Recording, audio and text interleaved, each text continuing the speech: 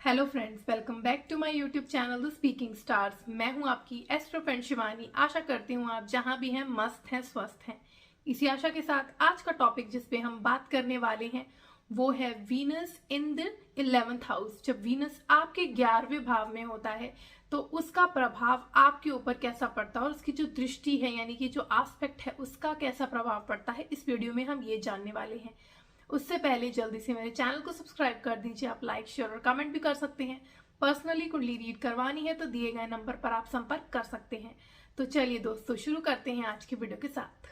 Venus जो कि planet होता है लव का, पैशन का, रोमांस का। आपकी लाइफ में जो भी लग्जरी होती है जिससे भी आपको हैप्पीनेस मिलती है, जैसे कि चाहे वो ब्यूटी हो, चाहे कन्वीनियंसेस हो, या कोई भी प्रोडक्ट हो और परफ्यूम्स, जो भी चीज़ें जो आपको हैप्पीनेस देती है, कहीं ना कहीं वो वीनस डिनोट करता है। आपकी जो, अगर आप हस्बैंड है तो आपकी वाइफ को डिनोट करेगा, और आपकी जो मैरिड लाइफ होती है वो कैसी रहेगी, आपको कैसा पार्टनर मिलेगा, उनकी नेचर कैसी होगी, ये कहीं ना कुछ डिपेंड करती है वीनस पे। अगर आप एक हस्बैंड है तो स्पेसिफिकली, अगर आप एक फीमेल है तो आपकी जनरल मैरिड लाइफ कैसी होगी वो वीनस डिनोट करता है। वीनस आपकी स्पिरिचुअल लाइफ को भी डिनोट करता है, क्योंकि वीनस जो है वो शुक्राचार्य को डिनोट करता है जो कि दैत्यों के गुरु थे। तो इसीलिए वीनस जो है वो कहीं ना कहीं आपकी स्पिरिचुअल इंक्लिनेशन कितनी है और आपकी मंत्र साधना कितनी है, ये सब भी डिनोट करता है।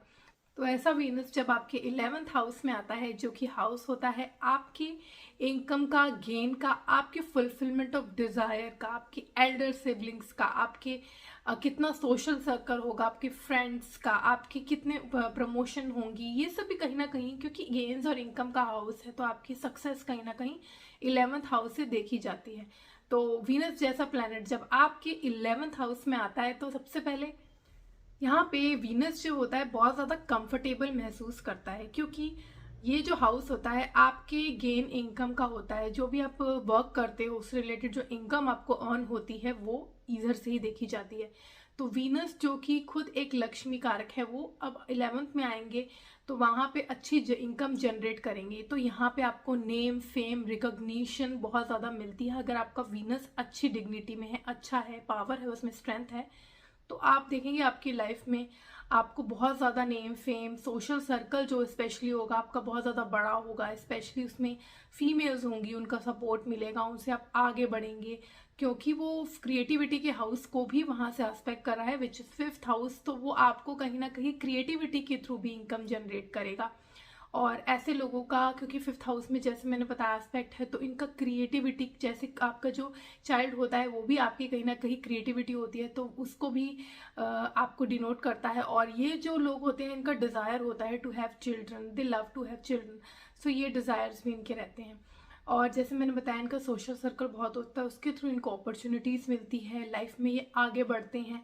एंड क्योंकि वीनस जो है वो आपकी वाइफ को रिप्रेजेंट करता है, आपकी मैरिड लाइफ को रिप्रेजेंट करता है, तो आप अगर हस्बैंड है तो हो सकता है कि आपकी वाइफ जो है वो आपको कोई सोशल गैदरिंग के थ्रू मिले, सोशल इवेंट चल रहा हो वहाँ पे मिले, या फिर कोई आप वर्क रिलेटेड गैदरिंग में गए हो स्पेसिफिकली वहाँ पे मिले, तो ऐसा होने के चांसेस रहते हैं। और अगर खुद आप एक फीमेल हैं तो आप, हो सकता है कि बहुत ज़्यादा प्रोमिनेंटली आगे बढ़े थ्रू सोशल गैदरिंग। तो ये जो चीज़ें होती हैं वो अच्छी अच्छी इंसान को मिलती हैं, क्योंकि मनी जनरेट करने के उनको सोर्सेज बहुत होते हैं। तो अगर आप मेहनत कर रहे हो, आपको फोकस है, तो आपको इनकम ज़रूर जनरेट होती है यहाँ पे। लेकिन अगर यहाँ पे वीनस डेबिलिटेटेड है, या फिर वो, अगर हम कह सकते हैं कि जैसे दूसरे प्लैनेट जो क्रूर प्लैनेट होते हैं उनके साथ है, तो थोड़ा सा यहाँ पे डिले होती है मैरिज में, क्योंकि इंसान जो है वो फोकस रहता है अपने वर्क पे, वर्क ओरिएंटेड बहुत ज़्यादा होता है, तो वो अपनी जो लव लाइफ है उसको थोड़ा सा स्टेक पे रख देता है, जो कि उसकी लव लाइफ में, जो उसकी मैरिड में थोड़ा सा डिले ले आती है, थोड़ी सी इस चीज़ की प्रॉब्लम रहती है।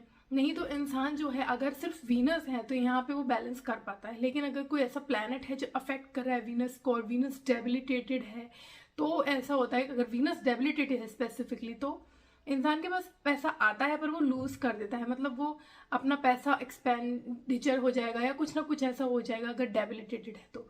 इसलिए यहाँ पे इंसान को बहुत ज़्यादा सोच समझ के स्पेंड करना चाहिए अगर डेबिलिटेटेड है तो।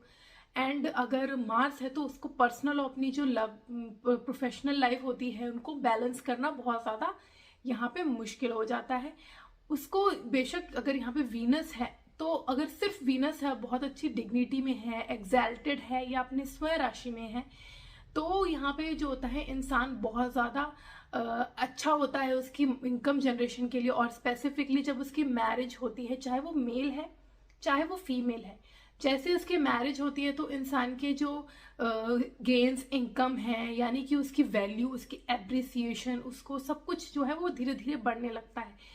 तो हम कह सकते हैं कि एज अ लक फैक्टर काम करती है उनकी मैरिज या उनकी वाइफ उनके लिए, क्योंकि उनकी जो वैल्यू होती है, जो उनकी मनी की वैल्यू होती है वो इंक्रीज होने लग जाती है। तो यहाँ पे फिर उनके लिए मैरिज एक प्लस पॉइंट की तरह काम करती है। लेकिन अगर डेबिलिटेटेड है तो हो सकता है कि पहले आपको मनी आ जाए जब आपकी मैरिज हो, लेकिन बाद में आपके लूज होने के यहाँ पे चांसेस रहते हैं मनी के। इंसान जो है उसकी अगर वो यहाँ पे फीमेल है तो बहुत ज़्यादा फोकस्ड रहती है। कभी कभी ऐसा होता है कि ऐसे लोग जो होते हैं वो अपनी जो पर्सनल लाइफ होती है उसको स्टेक पे रख देते हैं, which is going to imbalance, bring the imbalance between your both the life. इसलिए यहाँ पे बोला जाता है कि थोड़ा सा आपको बैलेंस करके चलना चाहिए।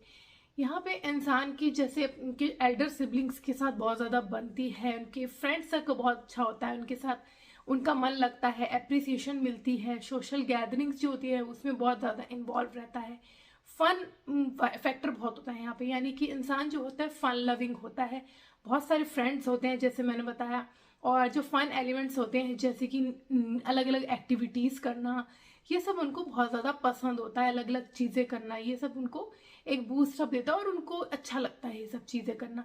यहाँ पे इंसान की इच्छाएं जो होती हैं वो पूरी होती हैं। हो सकता है कि यहाँ पे अगर डेबिलिटेटेड है तो धीरे धीरे उसको प्रॉब्लम्स को फेस करनी पड़ सकती हैं लाइफ में, लेकिन अगर अच्छी डिग्निटी में है तो यहाँ पे आप देखेंगे कि इंसान को अर्ली सक्सेस भी यहाँ पे प्रोवाइड करता है, क्योंकि शुरू से इंसान जो है वो फोकस्ड रहता है towards their work and hard work. क्योंकि यहाँ पे इंसान सिर्फ हार्ड वर्क नहीं, स्मार्ट वर्क पे बिलीव करता है, तभी उसकी क्योंकि जो उनके कॉन्टैक्ट्स होते हैं वो इतने उनको एक सोशल कॉन्टैक्ट जो होते हैं वो उनको उस पहुंचाई तक ले जाते हैं जहां उनको पहुंचने के लिए इजीली वो एक एफर्ट देते हैं और उनको पहुंचा देते हैं, क्योंकि उनके सोशल कॉन्टैक्ट ही ऐसे होते हैं। तो वो स्मार्टली बिहेव करते हैं, सिर्फ हार्ड वर्क नहीं, क्योंकि स्मार्ट वर्क उनका होता है इसलिए उनको अर्ली सक्सेस लाइफ में देखने को मिलती है। इनको सिर्फ अपनी लाइफ में ध्यान रखना चाहिए, अपनी पर्सनल लाइफ का, क्योंकि यहाँ पे 11th हाउस जो होता है गेन का होता है। तो कहीं ना कहीं वो जो फन एलिमेंट है वो इनकी लाइफ में वो उस पर ध्यान नहीं देते हैं, जिसकी वजह से इनको कभी कभी सेक्रीफाइस करना पड़ता है अपनी लव लाइफ, मैरिड लाइफ। तो इस चीज़ को उनको ध्यान देना चाहिए कि अपना जो है मेंटेन करे बोथ द थिंग्स, क्योंकि कुछ किसी भी चीज़ पे एक्सेस जाएंगे तो इनकी जो बैलेंस चाहिए लाइफ में वो नहीं क्रिएट हो पाएगा। इनकी लाइफ की जो फर्स्ट हाफ होता है, यानी कि जनरली जब ये 20s में होते हैं, इनिशियल 30s में भी इनकी जो फोकस रहता है लाइफ का वो इनका होता है मेटेरियलिस्टिक गेन। क्योंकि इनकम के हाउस में वीनस है तो इनको लगता है कि जो भी लग्जरी है, जो भी गेन्स है, इनकम है, मनी है, एसेट है, ये सब क्रिएट करें। एंड धीरे धीरे इनको रियलाइज होता है जब ये लाइफ में आगे बढ़ते हैं कि spiritual journey is also important. तो ये धीरे धीरे स्पिरिचुअल इंक्लिनेशन की तरफ जाते हैं। तो आप कह सकते हैं कि फर्स्ट हाफ इनका जो होता है काफ़ी मेटेरियलिस्टिक गुजरता है, और सेकेंड हाफ जब स्लोली ये मूव फॉरवर्ड करते हैं तो इनको स्पिरिचुअलिटी भी ये ऐड कर लेते हैं उसमें। तो इनका जो है वो एक ऐसा बैलेंस हो जाता है जो इनको और ऊंचाई की तरफ ले जाता है, क्योंकि दे बिलीव, इनको समझ आ जाता है कि सिर्फ मेटेरियलिस्टिक जो वैल्यूज होती हैं वो आपको ऊंचाइयों तक नहीं पहुंचा सकती। आपको कुछ ना कुछ स्पिरिचुअलिटी की तरफ ध्यान रखना चाहिए, कुछ ना कुछ इंक्लिनेशन होना चाहिए। और ये जब वो राह पकड़ लेते हैं तो इनको कह सकते हैं कि पीस भी फील होता है और काफ़ी अच्छा इनका एक्सपीरियंस रहता है। अगर यहाँ पे वीनस जो है वो काफ़ी अच्छी डिग्निटी में है, स्ट्रेंथ है उसमें, तो आपकी जब वाइफ आपकी लाइफ में आती है तो आपको एक सपोर्टिंग फैक्टर की तरह वो काम करती है, और ना सिर्फ आपको वो आपकी जो पर्सनल लाइफ है उसको एनहांस करती है, उसको मोटिवेट करती है, आपकी प्रोफेशनल लाइफ में भी एज एन एक कह सकते हैं एनहांसमेंट की तरह वो इंसान होता है। चाहे आप एक फीमेल भी हैं तो भी आपकी मैरिड लाइफ आपके लिए कहीं ना कहीं एक वो सोर्स ऑफ इनकम खोलती है, और आपको जो होता है, जो जिस ऊंचाई तक आप पहुंचना चाहते हैं वो धीरे धीरे वहां तक लेके जाती है। लेकिन आपको बस ध्यान रखना है कि आपको अपनी जो लाइफ है उसमें अपनी पर्सनल लाइफ को, अपनी प्रोफेशनल लाइफ को और पर्सनल लाइफ को बहुत ज़्यादा मिक्सअप नहीं करना है। इंडिविजुअल अपनी लाइफ है तो उनके दोनों की तरफ आपको ध्यान देना है, और आपका जो अपने जो फन एलिमेंट्स हैं वो भी आपको अपने लाइफ में रखने हैं, ताकि आपकी जो लाइफ है वो ऐसी रहे कि आपको ऐसा फील ना हो बाद में कि आप सिर्फ मनी की तरफ जाते जाते आप अपनी जो पर्सनल लाइफ थी उसको सेक्रीफाइस कर गए हैं। आज के लिए इतना ही। मेरी नेक्स्ट वीडियो में हम Venus in the 12th house पर बात करेंगे। For that stay tuned, stay connected, do subscribe my channel and नीचे दिए गए बेल आइकन को जरूर प्रेस कर दीजिए ताकि आपको मेरी लेटेस्ट अपडेट मिलती रहे। तब तक के लिए ओम शांति, thank you and take care.